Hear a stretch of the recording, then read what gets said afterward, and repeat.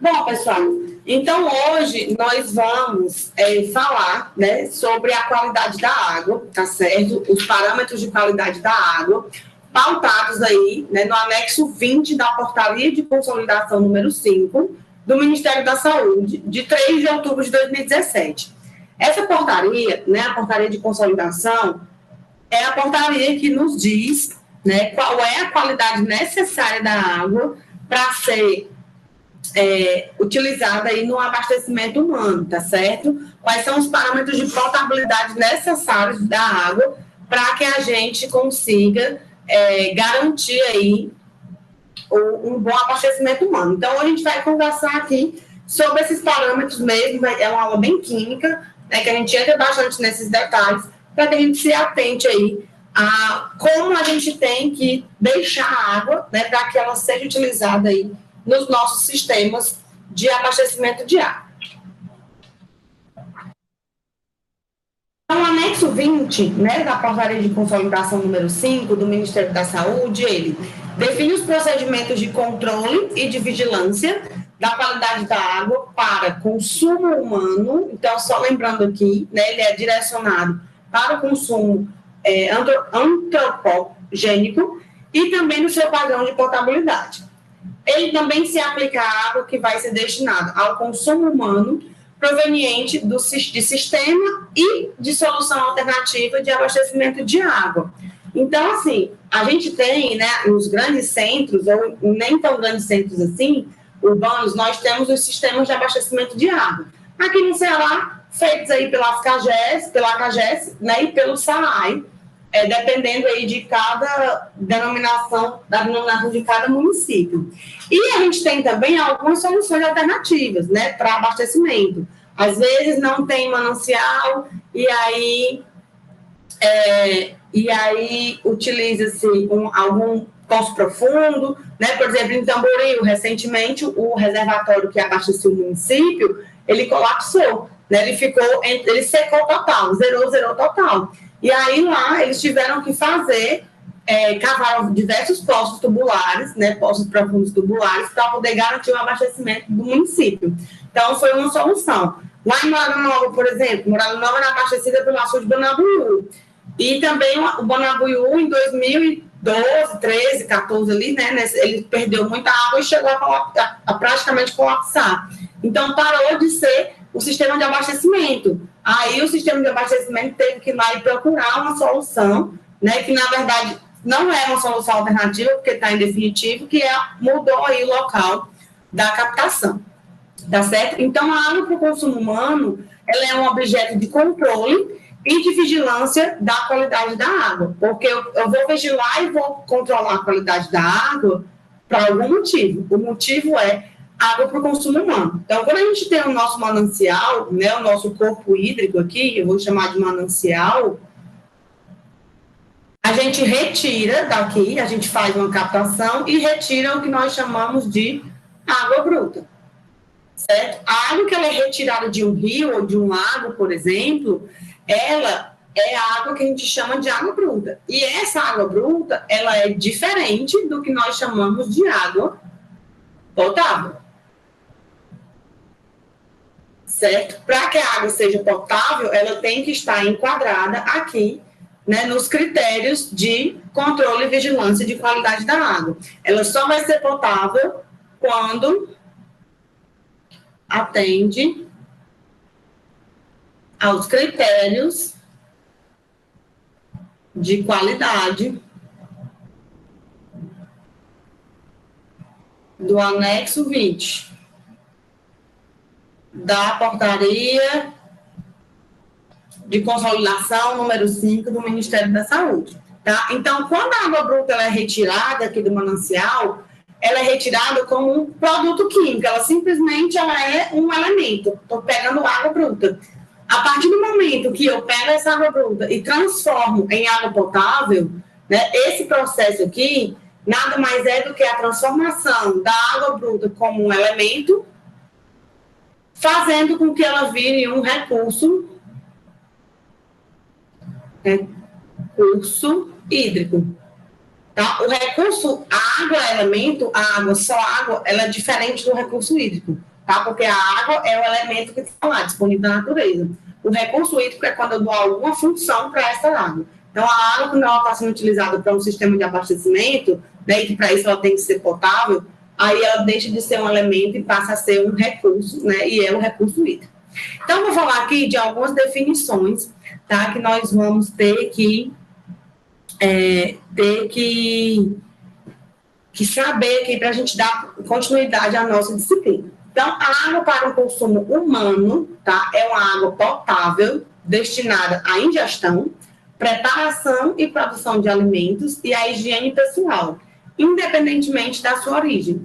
Então, eu posso ter uma água do mar que foi dessalinizada. Se ela tiver graus de potabilidade favoráveis à ingestão, preparação de alimentos e higiene pessoal, ela pode ser considerada água para consumo humano, ok? Então, a origem não me interessa. O que me interessa é se ela atinge aos padrões de potabilidade aqui exigidos no anexo 20, né, da portaria número 5 aí de consolidação do Ministério da Saúde.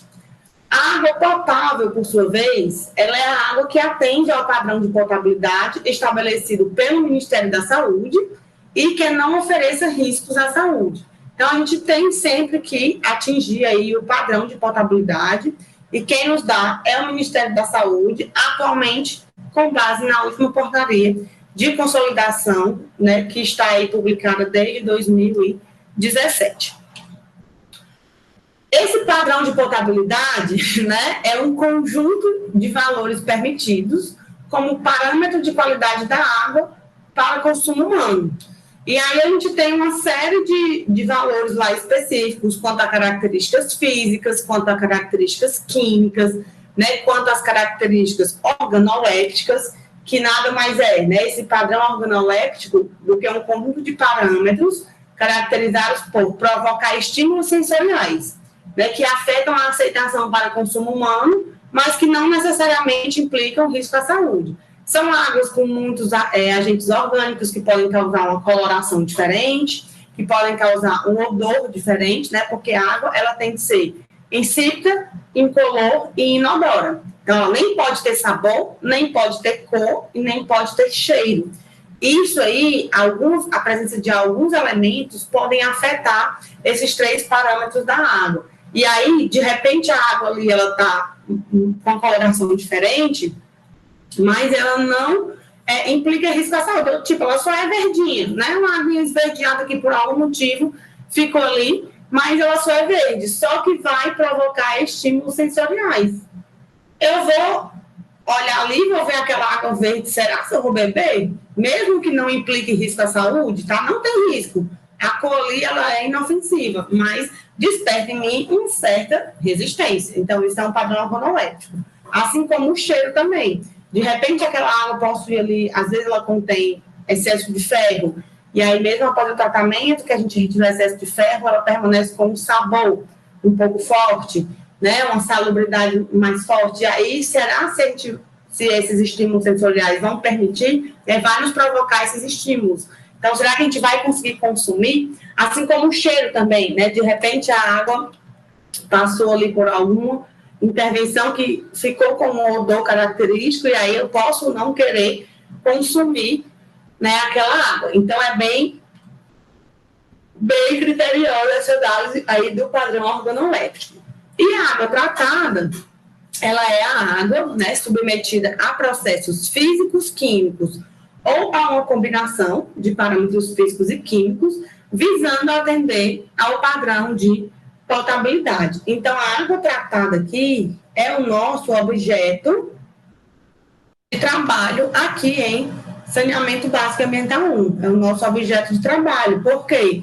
Porque tudo aqui que a gente vai fazer em sistema de abastecimento de água, a gente vai voltar aqui, né? O nosso objetivo é obter água para tratar e a partir desse tratamento a gente distribuir.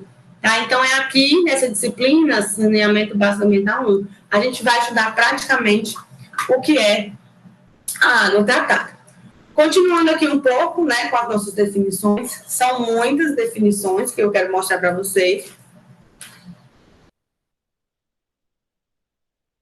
Nós temos o Sistema de Abastecimento de Água para o Consumo Humano, também conhecido como SAA, né? Sistema de Abastecimento de Água.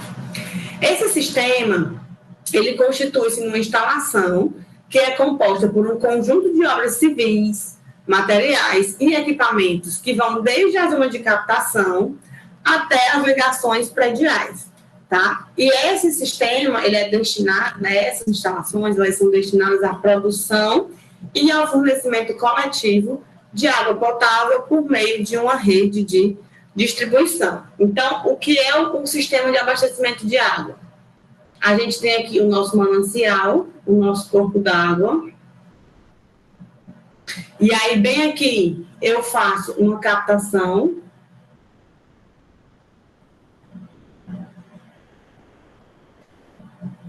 Levo essa água até uma estação elevatória. Eu vou bombear essa água aqui, né, para dar energia a ela. Quando eu saio aqui desse bombeamento, normalmente a estação elevatória está bem próxima da captação. Aí eu vou jogar minha água dentro de uma estação de tratamento de água. Depois que eu tratar essa água, eu vou guardar ela em algum lugar, que eu vou chamar aqui de reservatório, tá? E depois eu vou pegar essa água e vou distribuir aqui para o meu município, para a minha cidade, através de uma rede de distribuição.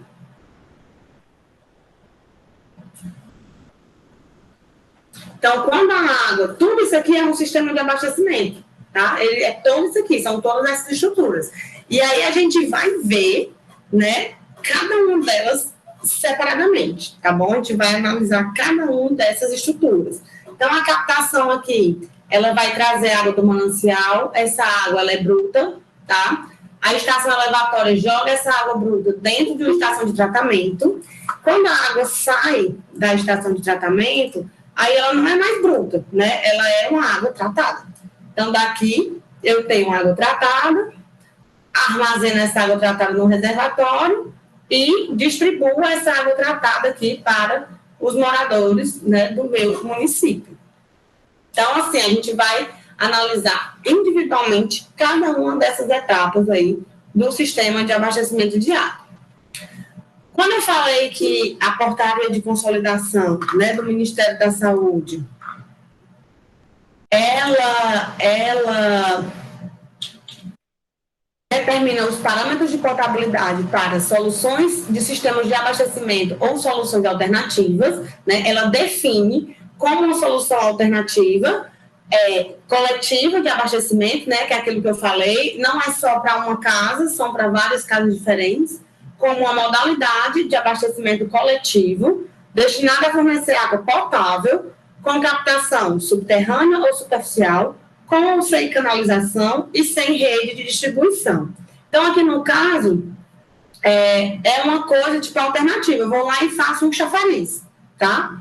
Vou aqui fazer um chafariz, vou ligar aqui uma torneira aqui numa praça, e aí a galera vai vir aqui buscar, né, essa água. Então, isso seria uma solução alternativa, tá? De abastecimento para o consumo humano com base na portaria. Mas o que é que as grandes concessionárias fazem? Não deu certo, que foi os casos que eu citei, né, de Morada do Norte e Tamboril. Não tem mais a captação, vamos fazer uma solução alternativa aqui, mas ao invés de botar um chafariz no meio da praça, vamos captar a água e vamos jogar ela dentro do nosso sistema. E aí o que mudou foi somente a captação, né? Mudou a captação, que deixou de ser rios e deixou de ser um açude e passou a ser poços, e mudou a captação, que deixou de ser um açude, né? Deixou de ser um rio e passou a ser um canal. Tá certo? Então, foi uma alternativa, mas, contudo, essa água era captada e tratada no mesmo sistema de abastecimento, né, que a gente já tinha anteriormente. A solução alternativa individual, né, de abastecimento para o mesmo consumo humano, ela é uma modalidade de abastecimento, né, também para o consumo humano, que atende a domicílios residenciais, como, por exemplo, uma única família, incluindo seus agregados e familiares. Então, a pessoa vai lá e coloca uma cisterna para captação de água da chuva. Então, aquela água ali, aquela cisterna, vai ser uma solução individual. Ou então, cavar um poço profundo no quintal e vai usar água só para isso ali. tem que obedecer aos parâmetros também, tá, de potabilidade, não pode simplesmente ir lá e distribuir. E a rede de distribuição, por sua vez, ela é a parte do sistema, né, de abastecimento formada aí por tubulações e muitos acessórios que são destinados a distribuir a água potável até as ligações prediais. Então, a captação, ela capta a água do manancial, joga dentro da estação de tratamento de água através de uma estação elevatória, que é uma estação de bombeamento. Né? Lá em hidráulica, a gente conversou bastante sobre bombas. Quem não está lembrado dos dimensionamentos de bomba vai ter que dar uma voltadinha e dar uma reassistida, né, nos vídeos lá de hidráulica para poder se lembrar, né, para poder lembrar e conseguir dimensionar perfeito aqui as bombas da estação elevatória. Depois que a gente trata, a gente armazena, né, no reservatório. E depois do armazenamento, a gente vai distribuir. E a rede de distribuição é aquela que passa dentro das nossas casas. Né? Quem mora em condomínio não sente muito, mas quem mora em casa, normalmente tem uma torneira, né, que recebe água direto da rua e uma tubulação que leva água até a caixa d'água. Então, normalmente, quem mora em casa sempre tem uma torneira que fica ali pela jardinagem, que ela é ligada diretamente na tubulação de distribuição, que é o que a gente chama de torneira de água da rua, né, porque vem ali direto, tá certo? O controle da qualidade, né, da água para consumo humano, que é o que eu venho falando aqui, que a gente tem que fazer esse controle, ele é um conjunto de atividades, né, exercidas regularmente pelo responsável pelo sistema ou por uma solução alternativa coletiva, né, de abastecimento, e ele é destinado a verificar se a água fornecida à população é potável, para assegurar a manutenção dessa condição. Então, assim, o órgão responsável técnico, né, tanto da infraestrutura quanto do funcionamento, é quem tem que fazer o controle. Então, é feito pelo órgão responsável técnico. Então, assim, se vocês abrirem o SINIS, né, que é o Sistema Nacional de Informações sobre Saneamento, aí vocês vão lá entrar aqui tanto pela infraestrutura e pelo funcionamento também. E também, né, claro, controle aqui da qualidade da água. Se vocês abrirem o site do SINIS, deixa eu ver aqui, sinis.gov, eu vou abrir aqui na outra aba, depois eu trago, tá? A gente vai lá em série histórica, e aí ele tem dados de diversos municípios. Eu vou colocar aqui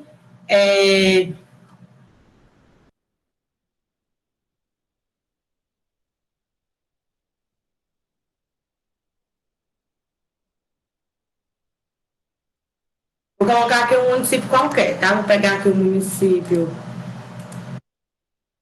todos os anos, pegar aqui do Nordeste, vou pegar Fortaleza, tá certo? Que é a nossa capital aqui. Daí eu já vou trazer aqui para vocês a Fortaleza, vou mandar aqui continuar.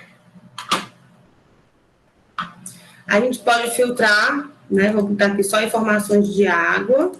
Na verdade, não. Vou colocar aqui informações de qualidade. Vou tirar informações de água para consultar, para ficar menorzinha aqui a pesquisa. Então, ó, vou trazer aqui para vocês a página do SINIS, tá? O que é que a gente tem aqui, ó? Aqui é a série histórica, né? O relatório da consulta para Fortaleza. A gente sabe que Fortaleza aqui é abastecido pela CAGES, né? A Companhia de Água e Esgoto do Ceará. E aí, eu coloquei aqui dos anos de 2000, até 2019, né? De 95 até 2019, o ano de 2019 foi abastecido há pouco tempo. Né? Até o semestre passado, a gente só tinha dados de 2018. E aqui a gente tem os indicadores, tá? De qualidade de água. Coloquei aqui para 50, ficou muito. Tá só 15 para caber aqui na página. Pronto. Então, aqui tem todos os indicadores de quantidade e de qualidade da água, né? Que a gente pode ver aqui, ó. Então, eu vou pegar aqui as amostras de turbidez, né? A própria CAGES, ela vem e faz todo esse controle, certo? Ela vai lá e no ato do seu tratamento, ela faz, ó, aqui tem a quantidade mínima de amostras para cloro residual. Né? E aí isso aqui é normatizado, é o número de amostras que se precisa ter para o porte da Casa aqui de Fortaleza.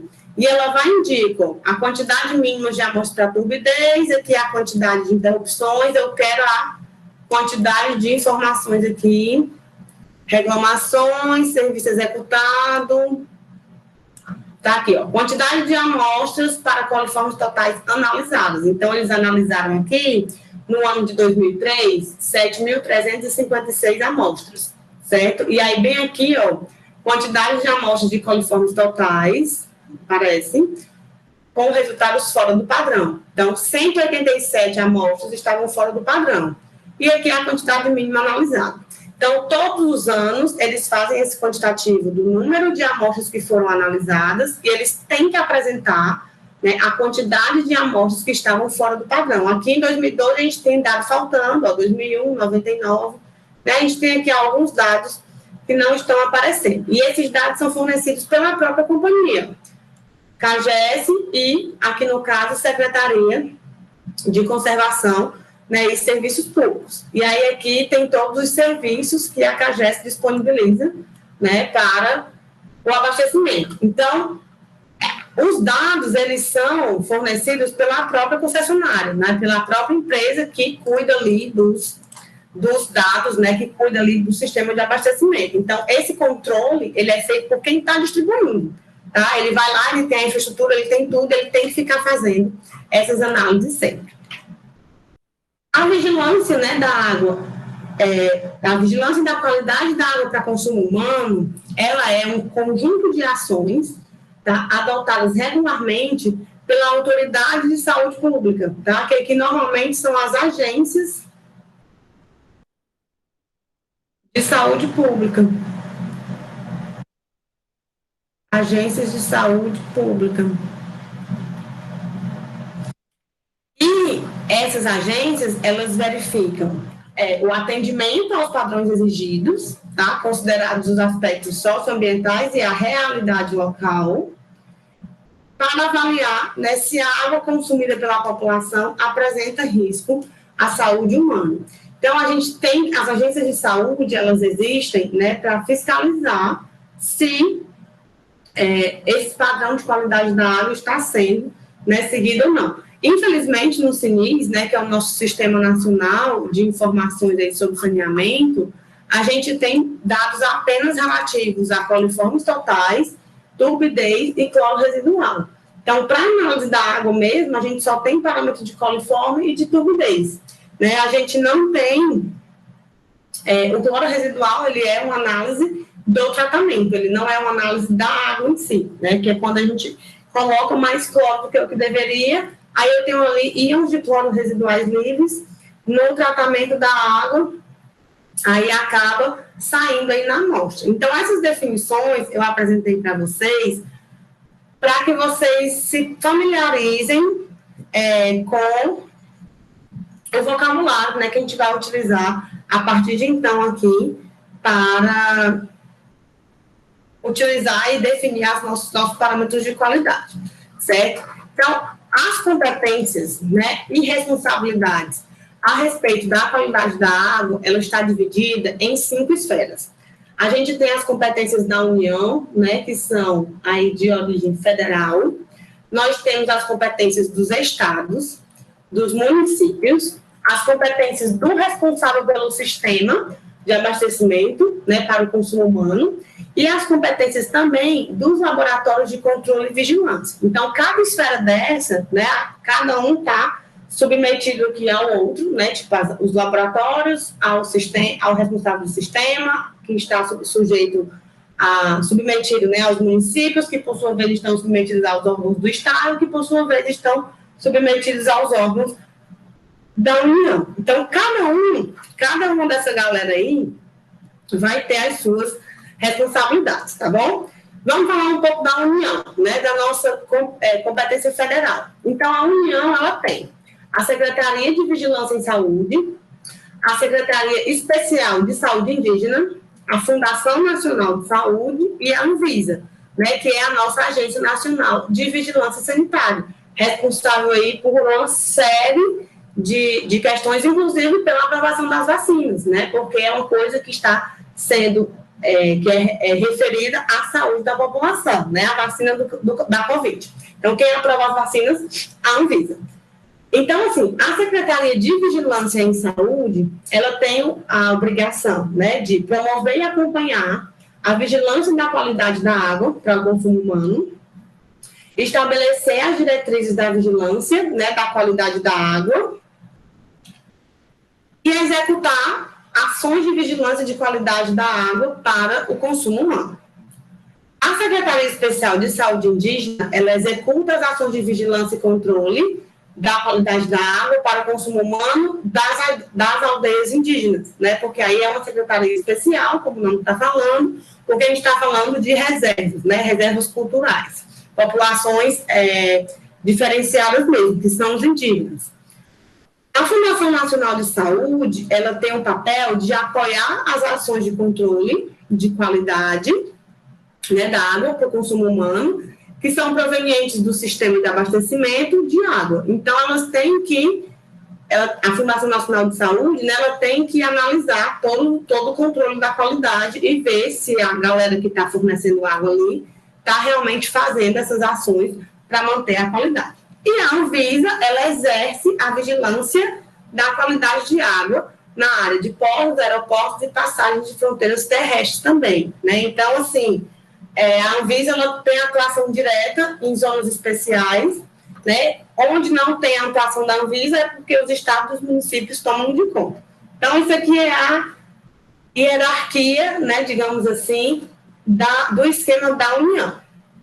Nos estados, a gente tem as secretarias estaduais de saúde, né? E as secretarias estaduais de saúde, elas têm a obrigação de promover e acompanhar a vigilância de qualidade da água, né? E a gente tem a Secretaria Estadual, a Secretaria de Saúde do Estado do Ceará, hoje todo mundo está voltado para o Covid, né? Para os casos de coronavírus. Mas se você baixar, por exemplo, os boletins da Secretaria de Saúde do Estado, tem lá boletim epidemiológico, né? Então, cuida de doenças, tudo que está relacionado com o saneamento, com qualidade da água, com vetor de doença, tipo dengue, zika, chikungunya, né? Hoje, obviamente, todos os nossos esforços, como é que está o SUS, né? Os índices de atendimento e saneamento nas escolas públicas.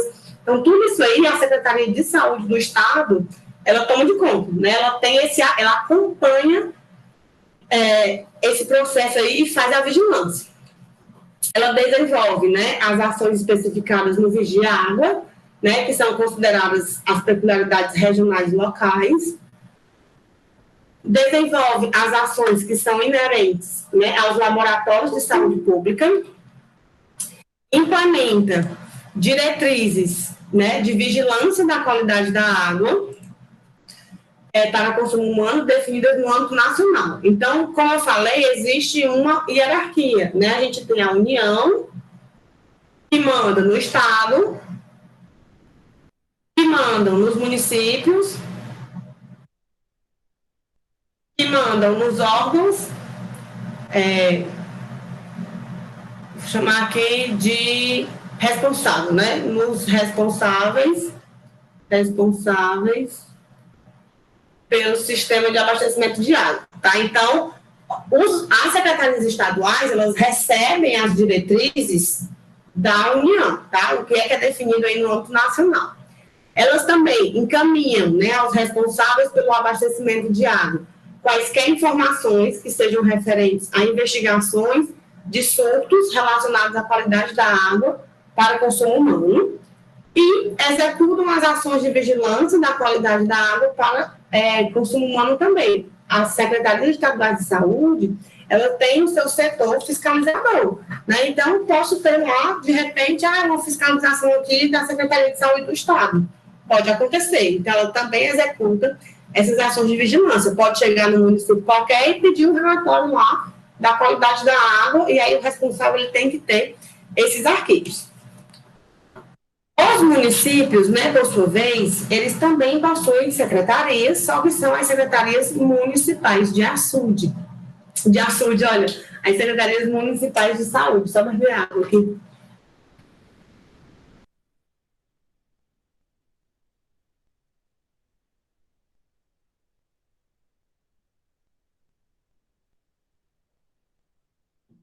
Então, assim, as secretarias municipais de saúde, elas vão exercer a vigilância da qualidade da água em sua área de competência, né, que é no município, em articulação com os responsáveis pelo controle da qualidade da água para consumo humano. Esses responsáveis, eles podem ser a própria fornecedora, o próprio responsável pelo sistema, ou os laboratórios vinculados a ela. A grande maioria dos responsáveis, né, das fornecedoras, tem um próprio laboratório para fazer as próprias análises, porque tem um químico lá responsável, né, dentro da estação de tratamento. Então, os responsáveis normalmente são as próprias fornecedoras. Mas, se não, quando é laboratório, a prefeitura aí vai, né, exercer essa vigilância da qualidade da água. Ela também vai executar, né, as ações estabelecidas no Vigia Água, que são considerando aí as peculiaridades regionais e locais nos termos da legislação do SUS, tá? Que é o nosso Sistema Único de Saúde. Lembrando que eu falei lá no começo da disciplina, saneamento à saúde e melhorias no saneamento implica em melhorias na saúde pública. Então, por isso que a gente quando fala de qualidade da água, a gente está muito ligada às secretarias municipais, né, aos órgãos gestores de saúde como um todo. Essas secretarias também, elas têm que, né, inspecionar o controle da qualidade da água produzida e distribuída e as práticas operacionais que são adotadas no sistema de abastecimento de água, né, notificando os respectivos responsáveis para sanar as irregularidades identificadas. Então, tipo, eu estou aqui, sou engenheiro do SAAI, e aí o químico me passa um relatório mensal, aquele que eu mostrei lá do CINIS, né, ó, foram coletadas tantas amostras foram fora do padrão, mas a gente regularizou isso, etc. E aí o secretário de saúde pode solicitar a mim o estudo de análise da qualidade da água, porque, sei lá, alguns bairros estão apresentando um surto muito grande de intoxicação, né? Então, não, tá tendo muita intoxicação aqui, de repente, aí lá no postinho, o médico identificou que era intoxicação por cloro. Aí, a Secretaria de Saúde, ela vai chamar, né, ó, vem aqui, me mostra aqui o que está acontecendo, né, aí, ó, você está botando muito cloro na água, está tendo aqui a amostra de cloro residual, isso aqui está causando intoxicação. Então, ela vai, né, sanar essas pequenas irregularidades, que não são pequenas, tá, essas demais irregularidades. Ela também tem que manter a articulação com as entidades de regulação, né, quando detectadas falhas aí relativas à qualidade do serviço de abastecimento de água, a fim de serem adotadas providências que concernem a sua área de competência. Garantir informações à população sobre a qualidade da água para consumo humano e os riscos associados à saúde. Então, transparência, essa Secretaria Municipal de Saúde, elas têm que mostrar isso, né? A gente sabe que quase nunca acontece, mas tem que, né? Executar as diretrizes de vigilância da qualidade da água definidas, né, tanto no âmbito nacional quanto no âmbito estadual, e cadastrar e autorizar o fornecimento de água tratada por meio de solução alternativa coletiva, né, mediante aí a avaliação e a aprovação dos documentos exigidos, né, tipo, não vamos mais utilizar o açude, vamos utilizar aqui uma nova solução. Então, quem vai aprovar isso é a Secretaria Municipal, tá? É da competência do município.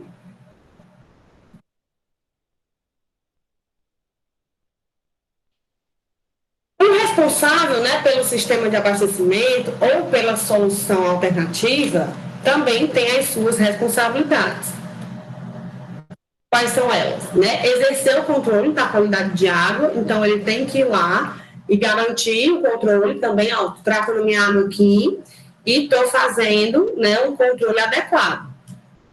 Ele não pode simplesmente tratar, achar que está tudo bem e aí não está, né? Então tem que fazer esse controle aí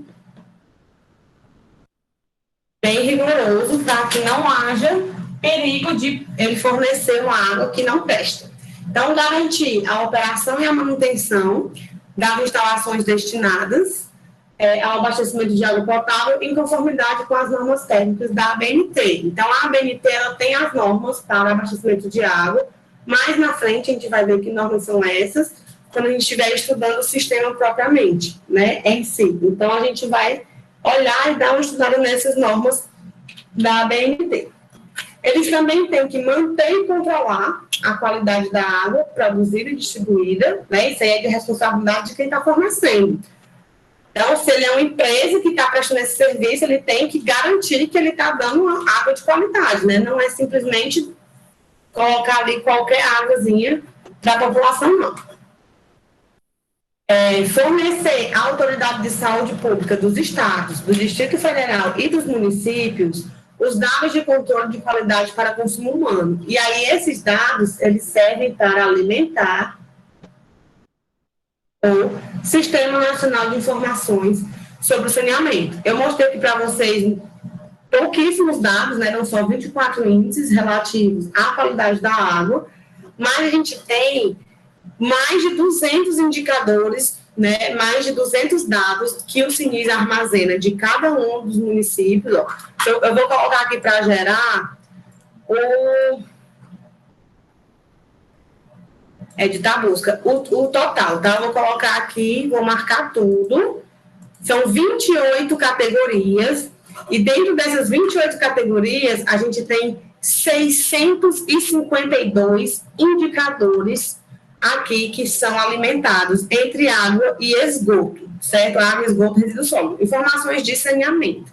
Então, são muitas informações alimentadas aí dentro desse sistema nacional. Então, o CINIS, ele é muito, teoricamente, né? Ele é muito transparente, tá? Quando a gente precisa, né, buscar dados de saneamento. São os dados oficiais que nós temos, são os dados do Sistema Nacional de Informação de Saneamento. E quem é responsável por alimentar esse sistema é o responsável pelo sistema, né, que ele vai passar o dado para a prefeitura, e aí a prefeitura vai informar, ou o próprio responsável vai informar. Depende muito de como funciona cada município, tá? Não dá para generalizar, cada município tem aí a sua metodologia de alimentação. Mas o importante é que a maioria tem, né? Eu estou fazendo um estudo aqui do semiárido cearense, e a gente pesquisou todos esses dados no CINIS, e praticamente todos os municípios do Ceará, do semiárido cearense, né, quem não é semiárido da região metropolitana, então aí é que tem dados mesmo, né, publicados.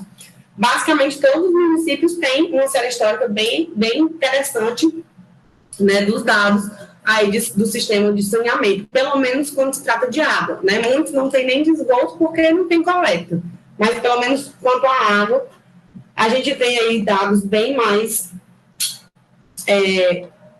coerentes, né?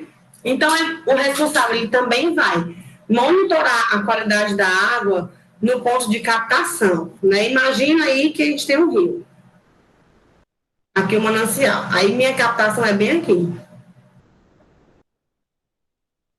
Captação.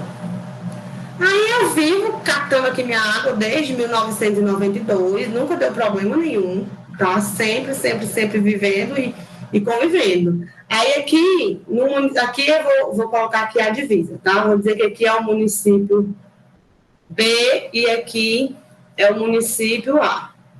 Aí, de repente, o município A fez aqui desembolsou aí os dinheiro e conseguiu isentar os impostos, e aí se instalou aqui na beira do rio, tá? Um pequeno complexo industrial, com isenção de impostos e tal, desenvolveu aqui o município dele. Só que esse complexo industrial, ele começou a jogar rejeitos industriais aqui, ó, no meu manancial. E o município A, ele está montante, tá? Aqui é montante, aqui é jusante. E aí a minha captação que eu vinha desde 1992, lindamente, agora está comprometida, porque eu tenho aqui resíduos industriais. Então, eu, como responsável pelo município B, tenho que sempre fazer um monitoramento aqui na minha captação para garantir que a aguinha que está vindo aqui não está vindo cheia de resíduos industriais, tá certo? Então, isso aí, esse monitoramento fica a critério de quem está coletando a água, de quem vai captar para poder fornecer. Também tem que manter um sistema de comunicação transparente, né, com o usuário ele tem direito a entender tudo que está acontecendo ali na conta dele, no abastecimento dele. Então, sempre que vai faltar água, por exemplo, tem que ser comunicado no rádio, tem que sair nos canais de comunicação, né? E o rádio ainda é um dos canais de comunicação mais importantes, né? A gente pensa que a internet dominou tudo, mas nem todo mundo tem internet ainda, né? Então, assim, tem que ter essa comunicação bem transparente com o usuário. E também assegurar, né, pontos de coleta d'água na saída do tratamento e na rede de distribuição para o controle e a vigilância da qualidade da água. Então, tem que ter ali pontos específicos para que seja feito o controle e a vigilância da qualidade da água. Toda a água que é tratada tem que passar por um monitoramento. Por isso que eu digo, a maioria dos responsáveis, né, eles possuem o próprio laboratório, tá? Porque senão é muito complicado. Não, a minha estação de tratamento não tem um laboratório próprio. Então, existem os laboratórios de controle e vigilância para isso. E aí eles servem para quê? Eles habilitam os laboratórios de referência regional e nacional, né, para a operacionalização das análises de maior complexidade na vigilância da qualidade da água para o consumo humano. Tá? Quando a gente tem aí uma análise mais diferenciada, tipo água com resíduo químico, né, aí tem que ir lá e fazer uma análise mais especializada. Ele também estabelece as diretrizes para a operacionalização, né, das atividades analíticas de vigilância de qualidade da água para o consumo humano. E as análises laboratoriais para controle e vigilância, né, da qualidade da água, elas podem ser realizadas, como eu falei, em laboratório próprio, né, da própria estação de tratamento. Pode ser um laboratório conveniado ou um laboratório subcontratado. Tipo, eu tenho aqui minha ETA, o laboratório estragou tudo, agora a prefeitura, o SAI, né, vamos falar de SAI, não vai mais comprar os materiais, vai contratar um laboratório aqui do município mesmo, que tem como fazer, e aí ele vai conveniar com esse laboratório.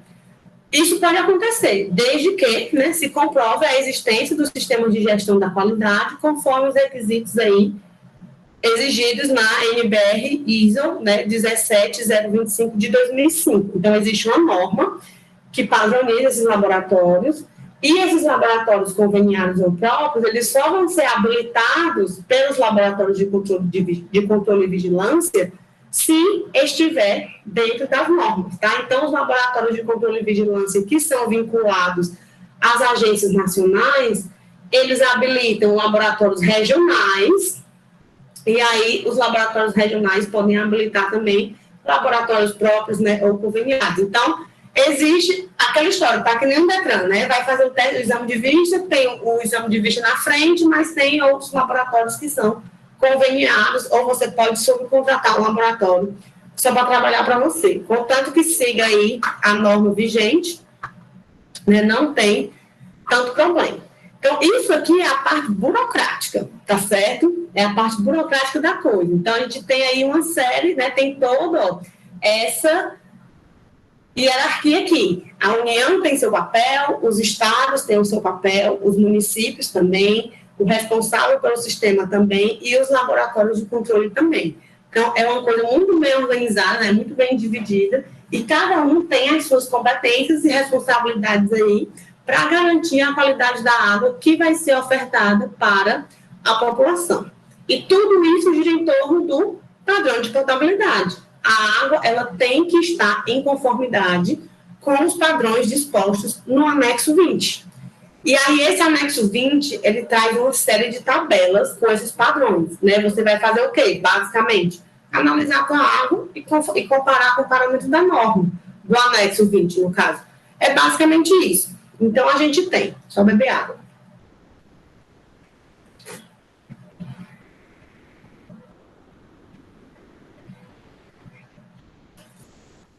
A gente tem a tabela de padrão microbiológico de água para consumo humano, tabela de padrão de turbidez para água pós-filtração ou pré-desinfecção, tabela de padrão de cianotoxinas de água para consumo humano, tabela de padrão de radioatividade da água para consumo humano e tabela de padrão organoléptico de potabilidade, né? São muitos padrões aí que nós temos, tá certo? Para poder conferir. Onde a gente acha isso? No anexo 20 da portaria de consolidação tem todas essas tabelas. Eu acho que eu não, acho que eu vou mostrar alguns para vocês aqui. Tá?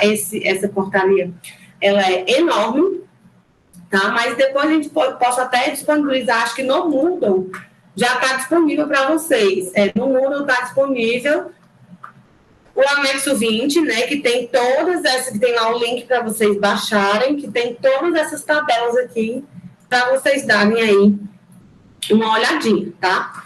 Só que assim, como é que eu vou saber, né? Como é que eu vou fazer essa amostragem e tudo? Então, para que a gente faça a coleta desses parâmetros para fazer as análises lá nos laboratórios, a gente precisa seguir um plano de amostragem. Porque tudo que é amostragem, quando a gente vai fazer análise para representar uma população de dados, né? Que é população de dados, é quando eu me refiro estatisticamente, que é um conjunto total de dados. Então, toda vida que eu vou pegar uma parte que representa o todo, eu estou fazendo uma amostra. E essa amostra, ela precisa ser representativa, porque não dá para pegar uma amostra que não represente, tipo, eu vou pegar aqui a amostra de um lote de água que foi tratado hoje. Então, eu preciso vou pegar lá 2 litros dessa água, e esses 2 litros, eles têm que representar todo aquele tanque ali filtrado naquele dia, né, naquela fase do tratamento. Então, os responsáveis, né, pelo controle da qualidade de água nos sistemas de abastecimento, eles devem fazer algumas coisas, tá? Que coisas são essas? Coletar essas amostras semestrais da água bruta, tá? Água bruta, amostras semestrais. No ponto de captação, para análise de acordo com os parâmetros exigidos nas legislações específicas, com finalidade de avaliação de risco à saúde humana. E elaborar e submeter para análise da Autoridade Municipal de Saúde, ou seja, a Secretaria Municipal de Saúde, o plano de amostragem de cada sistema de solução, respeitando os planos mínimos de amostragem. E aí, os planos mínimos de amostragem, eles estão aqui dispostos no anexo 12 do anexo 20. Então, tá aqui, ó, tabela de número mínimo de amostras e frequência para o controle da qualidade da água e o sistema de abastecimento para fins de análises físicas, químicas e de radioatividade em função do ponto de amostragem, da população abastecida e do tipo de manancial, tá certo? Então, é um pouco grandinha, né? Mas vamos lá. Tem aqui o parâmetro, se é cor, turbidez, cloro residual livre, cloraminas, dióxido de cloro, pH e fluoreto, gosto e odor, cianotoxinas, produtos secundários, desinfecção e demais parâmetros. Tipo de manancial, se é superficial ou subterrâneo. Aqui, na saída do tratamento, ele dá o número de amostras, certo? E ele diz a frequência. Por exemplo, para analisar cor em um manancial subterrâneo, eu tenho que fazer uma amostra semanal na saída do tratamento, tá? Percebam que aqui a gente tem a saída do tratamento, aqui é o tipo de manancial, qual é o parâmetro, e aqui é na saída, ou seja, na boquinha da ETA, e aqui no sistema de distribuição, nos reservatórios e nas redes. Então, eu vou pegar aqui cor em um manancial subterrâneo. Na saída do tratamento, lá depois da ETA, eu coleto uma amostra semanal. No sistema de distribuição, o número de amostras e a frequência vai depender da população. Então, sei lá, minha população é de 80 mil habitantes. Eu estou aqui, ó. Então, eu vou ter que fazer um para cada 10 mil habitantes, né? Uma amostra para cada 10 mil habitantes, e a frequência é mensal. Então, uma vez por mês, eu vou ter que ir lá no sistema de distribuição e coletar uma amostra para cada 10 mil habitantes que eu tiver sendo abastecido com esse sistema. E assim sucessivamente, né? Se for turbidez superficial, aí, na saída, é uma amostra a cada 2 horas, então a cada 2 horas eu tenho que ir lá e fazer coleta para turbidez, cloro residual, cloramina e dióxido de cloro. Então, o número de amostras é conforme o parágrafo 3 do artigo 41 e a frequência também conforme o parágrafo 3º, né, do artigo 41. Onde é que eu acho isso? Na portaria, né? Você sobe lá na portaria e procura o que é que diz o parágrafo 3 do artigo 41. E aí, Alguns outros, gosto e odor, no sistema de distribuição, pH, fluoreto, gosto, odor e cenotoxinas, são dispensáveis às análises, não precisa analisar. Mas na saída do tratamento, sim, tá? E aí, a frequência do plano de amostragem está todo aqui. Daí, o que é que você faz? Você, como o responsável, você elabora o seu plano de amostragem. Então, a cada sexta-feira, né, dia tal, eu vou fazer análise disso, e apresenta lá na Secretaria de Saúde para ser avaliado, tá?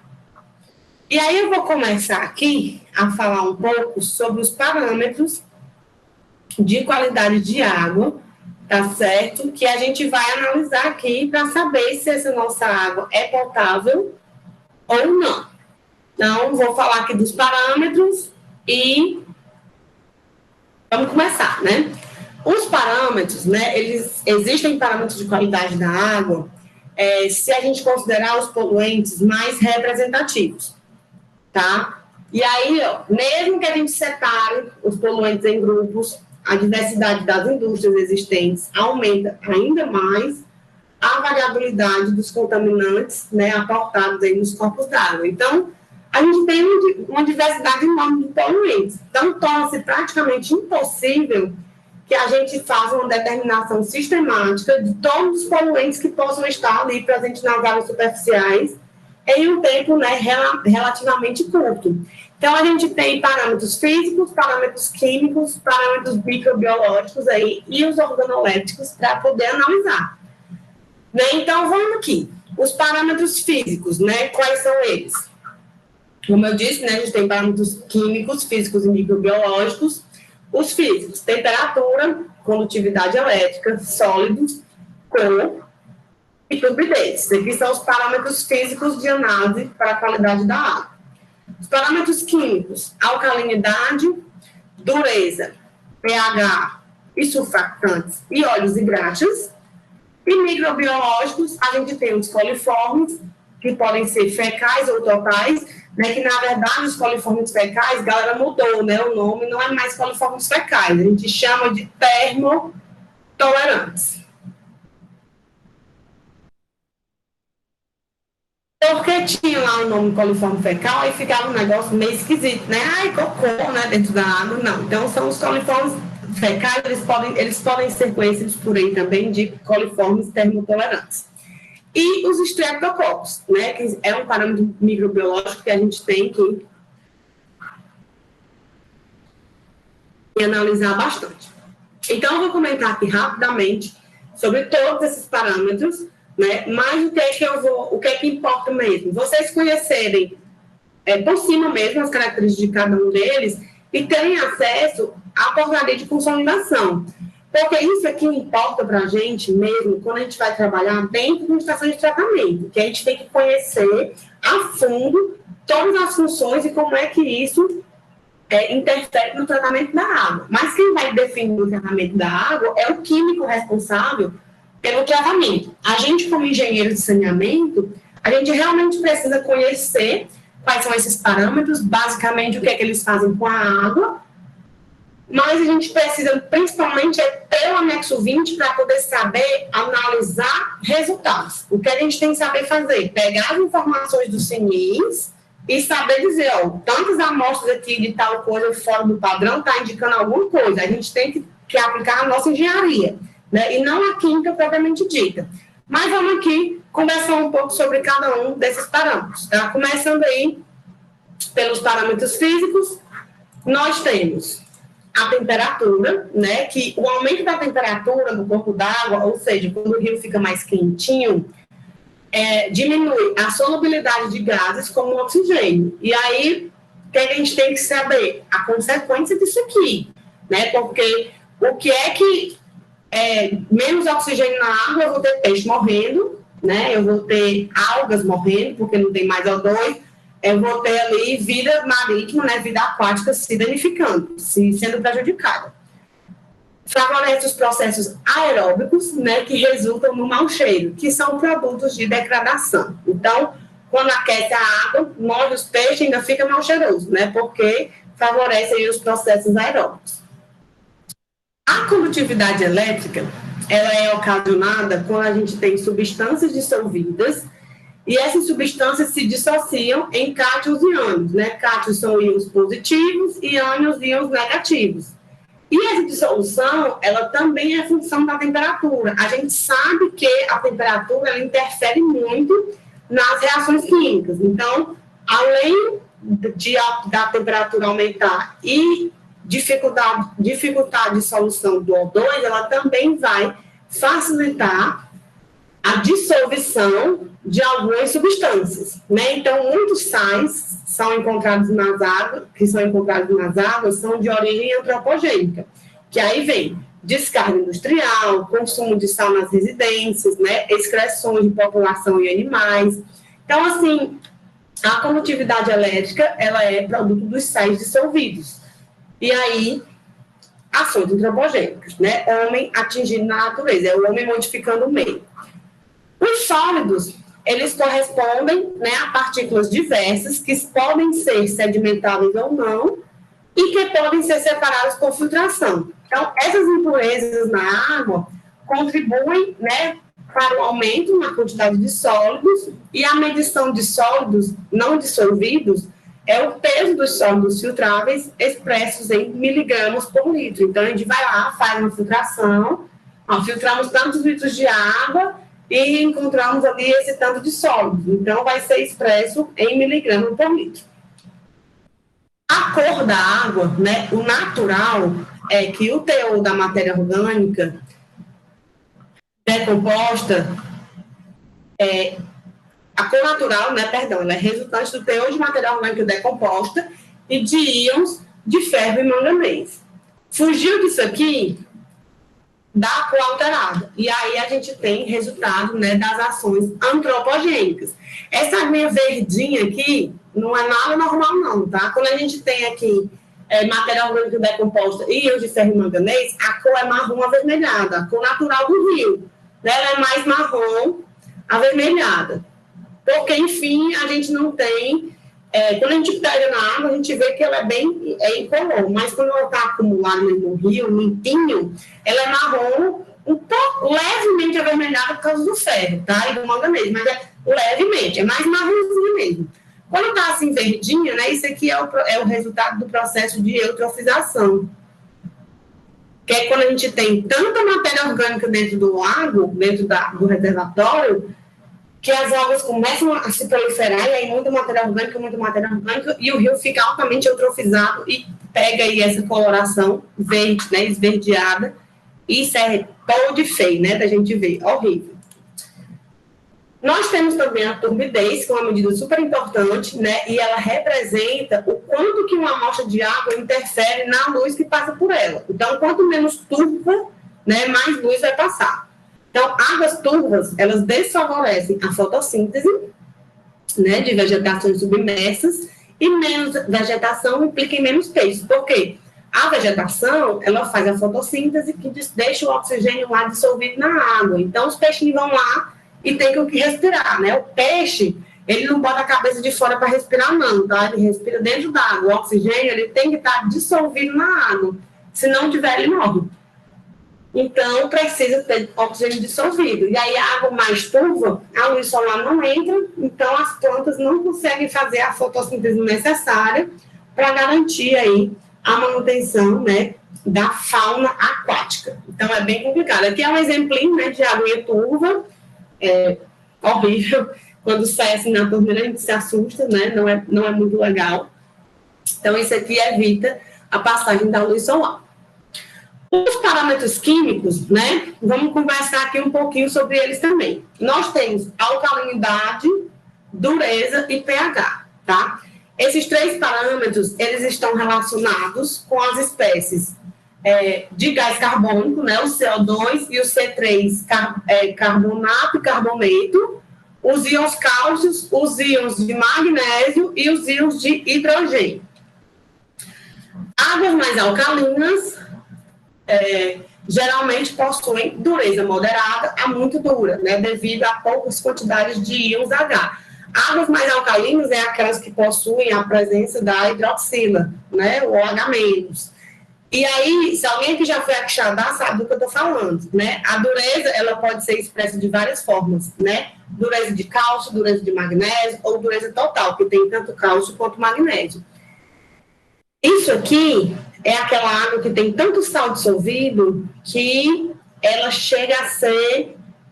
E aí ela fica muito alcalina e ela não reage com, por exemplo, o sabão, né? Ela não faz reações químicas com a maioria dos produtos que nós usamos. Tipo, você não consegue lavar o cabelo, você não consegue lavar a roupa, lavar a louça, porque é o que a gente chama de água muito dura. É a presença de muito sal na água. É uma água muito salobra, por conta de cálcio, magnésio, né, que são os dois principais elementos. E aí, a água de Quixadá, por exemplo, é uma água extremamente dura, né? Lá você não consegue lavar o cabelo, porque é muito ruim, né? Uma água bem dura, é bem complicado. Então, a importância desses parâmetros, né? Alcalinidade, dureza e pH.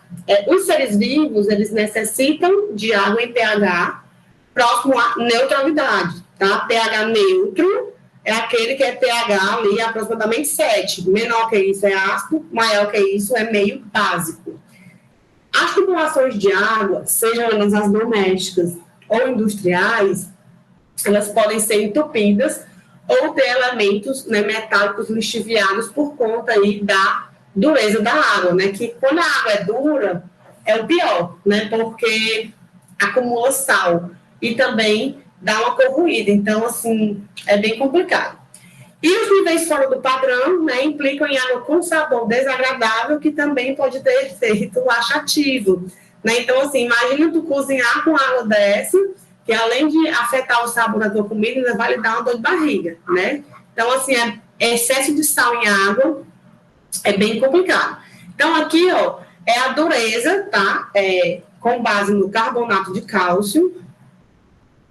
Aqui é o carbonato de cálcio. Química, zona aqui do primeiro ano, ó, truando, né? Sais e ácidos. Menor do que 15, né, miligramas por litro, é muito branda, de 15 a 50 branda, 50 a 100 moderadamente branda, né, maior de 100 a 200 dura ou muito dura. Então, a gente tem que fazer essa análise aqui para cada um dos sais dissolvidos, né. A maioria é cálcio e magnésio, né, o que causa mais dureza nas águas são cálcio e magnésio. O oxigênio dissolvido, a BBO e a BQO, né, elas expressam o teor de oxigênio dissolvido e indicam os tipos possíveis de poluente. A demanda bioquímica de oxigênio, né, que é a DBO, ela é a quantidade de oxigênio necessária para oxidar a matéria orgânica por meio de processos bioquímicos que podem ser monitorados em laboratórios. A demanda química de oxigênio é a mesma coisa, é a quantidade de oxigênio necessária para oxidar a matéria orgânica, mas através de um agente químico, né? Aqui é bioquímico e aqui o agente é químico. Então, a DBO e a BQO, elas vão ser mais utilizadas lá no tratamento de esgoto, né? Porque a gente vai ter muita matéria orgânica dentro da água. Aqui a gente não tem tanta matéria orgânica assim, porque a gente está falando de tratamento. Tratamento de água, normalmente a matéria orgânica, os mananciais, eles sofrem o que a gente classifica de autodepuração. E aí a autodepuração é a capacidade do próprio corpo d'água dissolver a matéria orgânica.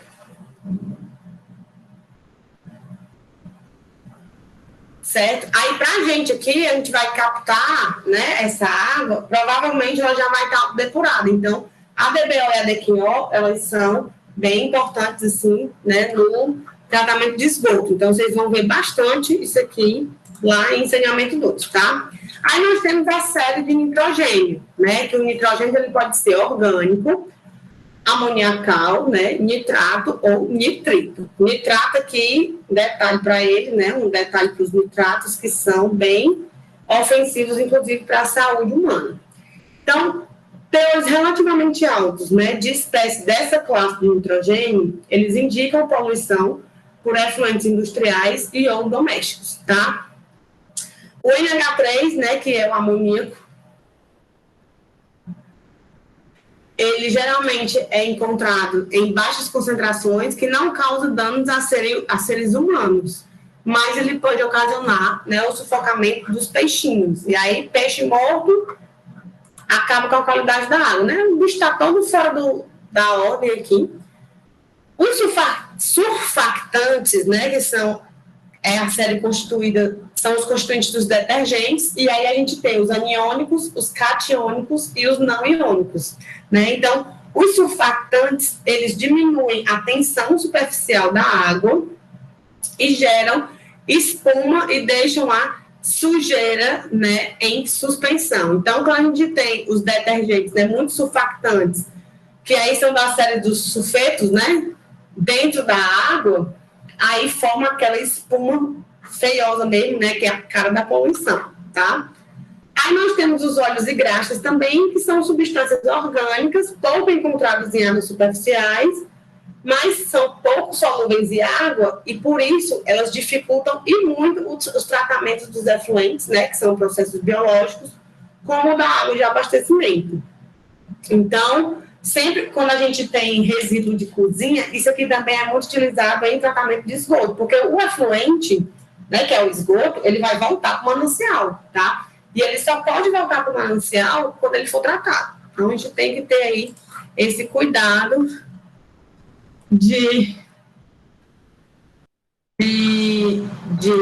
ser tratado, né, aí antes de ser voltado para a natureza. Então, os fenóis e os demais contaminantes orgânicos, né, só lembrando, contaminantes orgânicos são aqueles que contêm o anel benzênico, né, aí aqui já é uma químicazinha mais, a química orgânica, né, contém aí o anel benzênico, acho que é o nome, né? Então, eles ocorrem em consequência de despejos industriais, além de afetarem o sabor dos peixes e da água, ainda podem causar lesões na pele, indisposições físicas de diversos tipos, e a sua toxicidade é variável de acordo com a espécie. Pode ser mais tóxico para uns do que para outros, tá? Isso aí são os fenóis, né, e os demais contaminantes orgânicos. Aí nós temos os ânions, tá? Que são os cloretos e os sulfetos, eles constituem sais presentes na água, né? E o aumento na concentração de ânions é proveniente da poluição doméstica, né? Cloreto e industrial, e o cloro, perdão, e industrial. Os íons metálicos são um monte, né? Alumínio, SB eu não lembro, bário, cádmio, chumbo, cobre, cobalto, cromo, ferro, lítio, manganês, mercúrio, níquel, prata, selênio, urânio, zircônio, arsênio, boro, né? E aí, uma ruma, né? Que é toda aquela parte dos metais lá da tabela periódica, né? Que tem lá os metais. Na verdade, a tabela periódica, os metais é quase tudo, né? Vou até apagar isso aqui. Bom, são os metais da tabela periódica, tá? Os elementos químicos. Então, as principais fontes de íons metálicos são os despejos de efluentes, né? Vulgo esgoto, e a lixiviação de fertilizantes. Eu não estou aqui para condenar o agro, tá? Porque o agro é top, o agro é tech, o agro é tudo. Não estou aqui para falar mal dele. Porém, a gente tem que ter muito cuidado com os fertilizantes que a gente usa, né? Em muitos países mais bem apessoados que o nosso, eles chamam os fertilizantes de agrotóxicos, né? Aí aqui, para a gente, que na verdade não é nem agrotóxico, né? São os agroquímicos, porque aí aqui a gente tem desde coisinhas para matar os bichinhos, né, que mata as pragas e mata a planta e mata a pessoa que aplica também, né, quem assistiu o Rei do Galo já sabe o que eu estou falando. E a gente tem também os fertilizantes, que eles são utilizados para melhoramento de solo, né, ou melhoramento de solo. E aí, o melhoramento do solo, ele tem que ser feito com acompanhamento de um engenheiro agrônomo, tá? Porque é o engenheiro agrônomo que estuda toda essa parte aí para poder garantir, né, que o melhoramento do solo tá lá bonitinho, tá certo? E ele não pode ser feito de qualquer jeito, tá? E aí a gente tem muitas coisas dentro do fertilizante que, quando ele lixivia, ele pode contaminar a água também. Aí vamos aqui para os parâmetros biológicos, né, que são dois tipos, os coliformes totais e os coliformes fecais totais, né, que são os termotolerantes, e os streptococcus, né. Os coliformes fecais ou termotolerantes, eu vou até escrever aqui,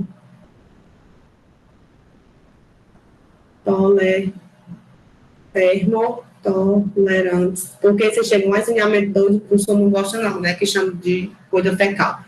Eles são bactérias encontradas principalmente nos intestinos dos animais de sangue quente, vulgo homem e bichos, né? Eles não representam por si só perigo à saúde, mas dentre as cepas, a Escherichia coli, né, ela é de origem fecal. Então, assim, depende muito da cepa, né? Cepa é como a gente chama a variante, né, do negócio, é como a gente chama a infecção, digamos assim, o ser vivo, né, o ser que causa a infecção. E a Escherichia coli, ela é considerada de origem fecal, né, por conta das fezes, né, que está presente nos intestinos, aí dos animais de sangue quente. Por si só não representa perigo à saúde, mas é um indicador ali que tem coisas, né, que não deveriam dentro daquela água. O que nos preocupa nos parâmetros biológicos são os streptococcus totais, porque elas são bactérias patogênicas mesmo, e elas são classificadas em grupos, né, que apresentam sinais clínicos e sintomas. E são capazes de causar diversas doenças nos seres humanos. Dentre as mais frequentes estão as infecções no trato respiratório, infecções na pele, né, e tecidos moles, endocardite, sepse e meningite, tá? Então, é uma bactéria muito perigosa que pode ser contaminada aí, né, que pode ser transmitida através da água. Então, a gente tem que ter esse cuidado aí a respeito, né, dos parâmetros biológicos. Ok? Então, com isso, a gente faz, né, depois de analisar todos os parâmetros, a gente consegue identificar quais são os indicadores de qualidade da água. Então, assim, o aporte de substâncias nos mananciais, eles vão se originar de várias fontes, tanto dos efluentes domésticos e industriais, quanto dos escoamentos, né, superficial urbano e também do agrícola, né, lembrando sempre lá dos fertilizantes. Então, ele depende muito do uso e da ocupação do solo. Cada uma dessas fontes, né, vai possuir características próprias quanto aos poluentes que transportam. Então, esses poluentes podem ser contaminantes orgânicos, né, que deveriam ser biodegradáveis, os nutrientes que podem causar a eutrofização e bactérias. Então, assim, para facilitar a interpretação, né, das informações sobre a qualidade da água, de forma abrangente e útil, a CETESB, ela desenvolveu o IQA, que é o Índice de Qualidade das Águas, que incorpora 9 parâmetros considerados relevantes para a avaliação de qualidade da água. Oxigênio dissolvido, coliformes fecais, pH, DBO, nitrato, fosfato, variação de temperatura, turbidez e resíduos totais. Onde é que você encontra isso aqui? No link dado aqui abaixo. A CETESB é a Companhia de Saneamento Básico de São Paulo. E aí tem lá falando tudo aí como foi desenvolvido esse IQA. Então, a forma do IQA é essa daqui, tá? O índice de qualidade das águas, ele é um número entre 0 e 100. O QI, que é isso aqui, ele é a qualidade do 10º parâmetro, né? Um número entre 0 e 100, obtido aí da respectiva curva média de variação de qualidade em função da sua concentração medida. O WI, que é o expoente aqui, ele é o peso correspondente ao 10º parâmetro, que é um número entre 0 e 1. E ele é atribuído em função da sua importância para a conformação global de qualidade. N é o número de variáveis, né, que entra no cálculo do IQA. Ele é muito utilizado para avaliar águas destinadas ao abastecimento público e é um produto ponderado dos parâmetros de qualidade. Aí, a qualidade dos parâmetros, ela é dada em gráficos, certo? A gente tem coliformes fecais para I igual a 1. pH aqui para I igual a 2, né? Aqui com os WI, W1, W2, afastamento para a temperatura aí de equilíbrio. Então, o peso dos parâmetros, ele também é tabelado, certo? Está aqui o parâmetro, ó, que são os parâmetros que ele considera, e aqui o peso de cada um desses parâmetros. Isso aqui é definido, né, lá no material da CETESB, e a gente vai calcular isso aqui mais na frente, não adianta eu estar aqui falando muito sobre eles não, que vocês vão ficar doidos, tá certo? E aí os valores de referência do IQA tá aqui, né? Faixa ótima de 79 a 100, boa de 51 a 79, regular 36 a 51, ruim 19 a 36 e péssimo é quando é menor que 19. Então, o IQA, ele reflete a interferência dos esgotos sanitários e de outros materiais orgânicos, nutrientes e sólidos. Por quê? Porque ele pega uma série de parâmetros muito variáveis, né? Então, a gente tem parâmetro aqui químico, né? A gente tem parâmetro físico, aqui, né? Turbidez, temperatura, a gente tem resíduos totais. Então, assim, a gente tem parâmetros biológicos também, né? Que são os coliformes. Então, a gente tem os 3 tipos de parâmetros representados aqui. E cada um com o seu peso, né? Cada um com a sua importância através de diversos estudos. E aí eles chegam até uma equação matemática onde a gente consegue fazer uma ponderação, né, da qualidade do parâmetro em função aqui do peso do parâmetro e fazer, né, como um operador matemático, fazer isso. Então, com isso a gente consegue aí, né, montar essa tabela e a partir disso a gente consegue classificar aquela água ali como um parâmetro mais qualitativo. É péssima, é ruim, é regular, é boa, é ótimo, tá certo? Então, era isso que eu tinha para falar hoje para vocês, né, sobre a qualidade da água. Conselho, né, conselho de irmã, baixem o anexo 20 da portaria, deem uma lida, olhem as tabelas, né, vejam lá bonitinho, procurem o material do CETESB também, que eles mostram lá como é que se calcula o índice de qualidade da água, né? É um material bem autodidata, é um material pequenininho, só de 32 páginas, tá certo? E até eu coloquei no Moodle também o link para vocês, né? E aí nós vamos, as curvas médias, né, de variação lá da qualidade da água, existem para cada um dos parâmetros, e a gente vai mais na frente fazer aí esses cálculos, né? E ver como é que isso é aplicado para os fins de abastecimento público, tá certo? Então, a minha dica aí é essa daí. Então, por hoje, eu vou ficando por aqui.